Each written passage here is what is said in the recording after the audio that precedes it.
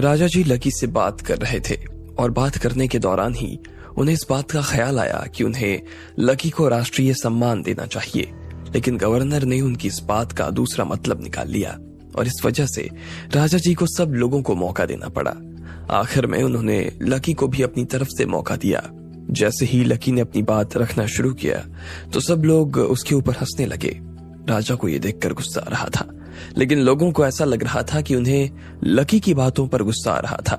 इतने में लकी की सारी बात अब खत्म हो चुकी थी और अब आखिर में गवर्नर ने राजा जी को इनाम की घोषणा करने के लिए पोडियम पे बुला लिया था। राजा जी भी अपनी जगह पर से खड़े हुए और पोडियम की तरफ आने लगे। वो जैसे ही वहां पहुंचे तो गवर्नर और बाकी के लोग उनके पास आकर खड़े हो गए। वो लोग राजा जी के मुंह से विजेता का नाम सुनने के लिए बुरी तरीके से बेताब हुए जा रहे थे। राजा जी ने माइक ठीक किया और फिर बहुत ही धीरे धीरे बोलना शुरू किया। वो अपनी ही भाषा में बात कर रहे थे। फिर वो स्टेज से नीचे उतरे और फिर लकी से मुस्कुराते हुए हाथ मिलाने लगे। किसी को भी समझ नहीं आ रहा था कि आखिर ये क्या हो रहा था। इतने में कुमारी बीच में आई और उसने राजा की बात का अनुवाद करते हुए कहा। राजा जी ने सब लोगों की बात को सुना और उन बातों के आधार पर उन्होंने ये तय किया है कि इस बार ये राष्ट्रीय सम्मान लकी अग्रवाल को दिया जाएगा। कुमारी के ये शब्द बाकी लोगों के कानों में किसी बम की तरह फट गए। उन्हें ऐसा लग रहा था कि उन्होंने जो सुना वो सही नहीं था।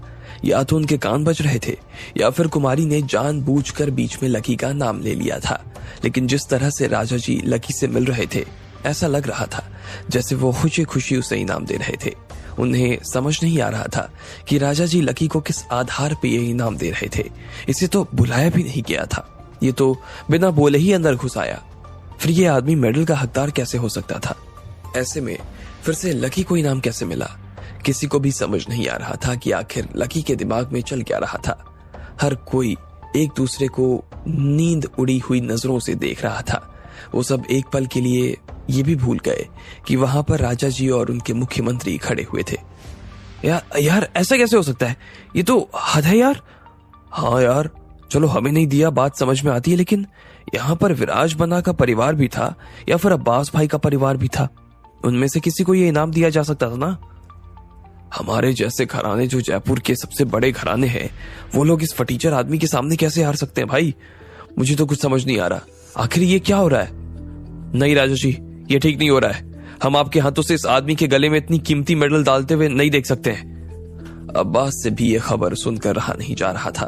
वो खुद भी अपनी जगह पर से खड़ा हुआ और राजा जी की तरफ देखते हुए जोर से बोला, राजा जी, मैं आपका बहुत बड़ा प्रशंसक हूँ। मैंने आज तक आपके जैसा कोई राजा नहीं देखा। आप सच में बहुत भले आदमी हैं और इसलिए मैं आपको एक चीज बताना चाहता हूँ। मुझे लगता है कि इस लड़के की असली पहचान के बारे में आपको बताना बहुत जरूरी है। इस आदमी ने आपको धोखे में रखा है राजा जी। वैसे भी ये तो आपकी पार्टी में जबरदस्ती घुस आया। इस आदमी की नीयत भी ठीक नहीं है और ये एक नंबर का बदमाश आदमी है। अब्बास ने सोचा कि अगर वो लकी को उसकी नजरों में विलन बना देगा तो राजा जी उससे नाराज नहीं होंगे, वरना इस तरह से राजा जी को बीच में रोकने की वजह से वो नाराज हो सकते थे। इधर जैसे ही अब्बास ने लकी के बारे में इस तरह की बात की और उसके चरित्र पर कीचड़ उछालना शुरू किया तो बाकी सब लोग भी अपनी अपनी जगह पर से खड़े हो गए और उन्होंने भी उसके बारे में भला बुरा कहना शुरू कर दिया। सभी लोग लकी को गुस्से भरी नजरों से देख रहे थे और वो चाह रहे थे कि लकी को राजा के बॉडीगार्ड से अच्छी तरीके से पिटवा दें। हाँ राजा जी, ना सिर्फ ये जबरदस्ती यहाँ घुसा था बल्कि इसने ये भी झूठ बोला कि इसने आपने बुलाया है। हाँ राजा जी, ये लोगों की महंगी से महंगी गाड़ियां भी चुराता है। अभी से थोड़े दिन पहले ही मैंने एक लड़की की फरारी चुराते हुए देखा था। सर, इसे तो कोई राजस्थान यूनिवर्सिटी में सूंघता तक नहीं है।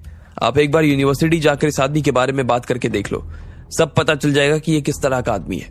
हाँ, इसने पहले भी एक अमीर औरत से 1 करोड़ रुपए इसी तरह ले लिए और फिर नाम कमाने के लिए ना सारा पैसा कॉलेज में पार्टी स्पॉन्सर करने के लिए दे दिया। यहाँ भी ये इसीलिए गरीब बनकर आया ताकि आपकी जेब में से ना पैसा निकाल सके। अब्बास ने श्रेया को भी बोलने के लिए इशारा किया। श्रेया एक ही बार में उसका इशारा समझ गई। वैसे भी वो लकी के खिलाफ भरी बैठी थी और कैसे न कैसे करके उसे नीचा दिखाने का मौका ढूंढती ही रहती थी। ऐसे में वो अपनी जगह से खड़ी हुई और उसने राजा की तरफ बहुत ही दुख भरी नजरों से देखते हुए कहा, राजा जी, अब मैं तो आपको क्या ही बताऊं। ये आदमी और मैं, हम दोनों एक ही स्कूल में पढ़ाई किया करते थे, हम दोनों एक ही क्लास में थे।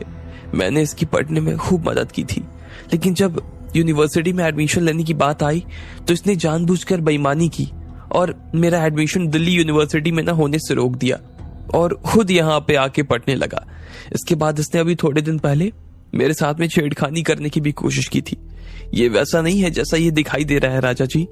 श्रेया ने इतना पर कहा और अपनी आंखों में आंसू तक भर लिए। वो सच में बहुत चालाक थी और लकी उसकी सारी चालाकियों को देख रहा था। इधर लोग अभी तक लकी के बारे में जो कुछ कह रहे थे, कुमारी उसका अनुवाद राजा जी को बताए जा रही थी। लेकिन बाद में उसने राजा जी को यह भी बता दिया कि श्रेया जो कुछ भी कह रही थी उसमें रत्ती भर भी सच्चाई नहीं थी।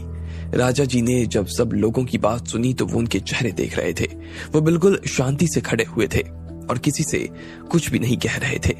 जिस तरह की बातें वो लोग लकी के बारे में कर रहे थे उसे सुनकर तो राजा जी को यही लग रहा था कि यहाँ सारे के सारे बड़े परिवार के लोग एक नंबर के दोगले और मौका परस्त थे। उन्हें इन सब लोगों की बातें सुनकर तो गुस्सा ही आ रहा था, लेकिन अब इनकी शक्ल देखकर भी उनका खून खौल रहा था। उन्होंने बड़ी मुश्किल से अपने आप को रोका और फिर कुमारी की तरफ देखते हुए बोले, इनको बोलो कि किसने इनसे कहा कि ये यहाँ पर जबरन घुसाया है। ये जो कह रहा है वो सही कह रहा है, मैंने ही तो इसे बुलाया था, इसमें गलत क्या है। बाकी लोग राजा जी की तरफ से किसी एक्शन होने का इंतजार कर रहे थे। उन्हें ऐसा लग रहा था कि अब जब उन्होंने राजा जी को सब कुछ सच सच बता दिया था तो वो लकी के खिलाफ बहुत बड़ा कदम उठाने वाले थे। अब तो उन्हें सच का पता ही चल गया था और ऐसे में वो लकी को कम से कम यहाँ से धक्के मारकर तो बाहर निकालने का आदेश दे ही सकते थे। सब लोग राजा के मुंह से बस यही सुनने का इंतजार कर रहे थे, लेकिन जो हुआ वो इसका ठीक उलट था। कुमारी ने लोगों को हिंदी में समझाया कि राजा खुद इस बात को स्वीकार कर रहे हैं कि उन्होंने ही लकी को यहाँ पर बुलाया था। ये सुनते ही सब लोगों के जबड़े आश्चर्य के मारे उनके पैरों में आ गिरे। किसी को भी कुमारी की कही बात का विश्वास नहीं हो रहा था। वो सब बस खड़े खड़े एक दूसरे के मुंह देख रहे थे। किसी से कुछ भी कहते नहीं बन रहा था। सब लोगों को अब साफ सूंघ गया। इधर राजा जी अभी भी कुमारी से बात कर रहे थे, वो उसे बता रहे थे और कुमारी हिंदी में उनकी बातों को लोगों को बता रही थी।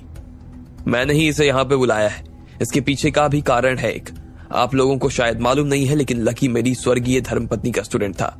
भले ये बहुत ही कम टाइम तक एक दूसरे के साथ में रहे, लेकिन मेरी पत्नी का ये सबसे पसंदीदा स्टूडेंट में से था और उसने इसे सब कुछ सिखा दिया था। मैं भी इससे जब मिला था तो मुझे बहुत अच्छा लगा था। भले ही हमारे आपस में बातचीत बहुत कम हुई, लेकिन फिर भी मैं समझ गया कि लकी किस तरह का आदमी है। अब मैं आप लोगों से बहुत प्यार से ये गुजारिश करना चाहूंगा कि आप लोग लकी के बारे में ये बेबुनियादी बातें और अनर्गल बातें ना फैलाना बंद करें। बाकी सब लोगों ने जब ये सुना तो उनके होश तो फिर से उड़ गए। लकी और राजा जी एक दूसरे को पहले से जानते थे। किसी को भी मालूम नहीं था कि लकी का राजा और उनकी बीवी के साथ उठना बैठना तक था। सब लोगों के तो होश उड़ गए। सब लोगों को धीरे धीरे सारी कहानी समझ में आने लगी। वो जानते थे कि राजा जी अपनी बीवी से कितना प्यार किया करते थे और इसलिए वो लकी का भी इतना ध्यान रख रहे थे। और तभी उन्होंने अपनी बॉडीगार्ड को भेजकर लकी को अपने पास बुलवाया था। इसका मतलब वो जैसा सोच रहे थे मामला वैसा था ही नहीं। उन्हें तो लग रहा था कि लकी को इसलिए बुलाया गया क्योंकि वो गरीब था, लेकिन बात तो ये नहीं थी।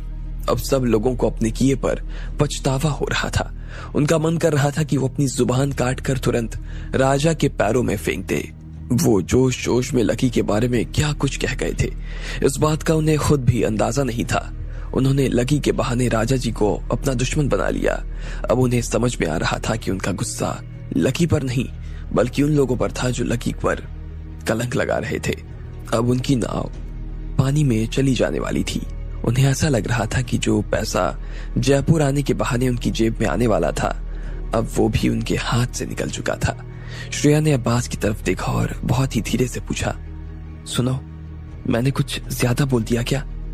अब्बास की हालत पहले से ही खराब थी और श्रेया की बात सुनकर तो उसका जान देने का ही मन कर गया। उसे लग रहा था कि उसे श्रेया से तो कम से कम अपने संबंध खत्म ही कर देने चाहिए। अब्बास ने उसे उकसा कर कितनी बड़ी गलती कर दी। ये उसे अब जाकर समझ आ रहा था। अब्बास ने उसे गुस्से से घूरते हुए देखा। श्रेया की आंखें अब्बास की आंखों को देखकर अंदर जा धसी। उसकी सांसें तेज होनी शुरू हो गई। इधर राजा जी ने अपनी बात खत्म नहीं की थी। उन्होंने कुमारी के जरिए लोगों से कहा, मैं ये मेडल लकी के नाम करने जा रहा हूं। क्या किसी को भी इस बात से कोई एतराज है? अगर हो तो वो अभी बता सकता है। जो लोग नीचे खड़े थे वो राजा की इस बात को सुनकर कांपने लगे। राजा के आदेश में किसी को भी कोई एतराज कैसे हो सकता था? उन्होंने नाम में अपने कांपते हुए हाथों को हिलाना शुरू कर दिया। ये सीधा इशारा था कि वो राजा जी के निर्णय में कुछ नहीं कहना चाहते थे, और अभी तक उन्होंने जो भी कहा था वो तो बस उनके मुंह से निकल गया। वो सब होश में नहीं थे। राजा जी ने मेडल थाली में से लिया और फिर लकी के गले में पहनाते हुए कहा, आपको हमारे देश का सबसे बड़ा सम्मान देते हुए मुझे बड़ी खुशी हो रही है। आप अगर इस मेडल के साथ में हमारे देश में आते तो आपकी सारी जिम्मेदारी हमारी होगी। लकी ये सुनकर खुश हो गया। अब आगे क्या होने वाला था? क्या सारा पैसा भी लकी को मिल जाता? आपको क्या लगता है, क्या होंगे इन सभी सवालों के जवाब? कमेंट बॉक्स में कमेंट करके हमें जरूर बताएं। और सभी सवालों के जवाब को जानने के लिए सुनते रहिए इंस्टा मिलीनियर सिर्फ पॉकेट एफएम पर।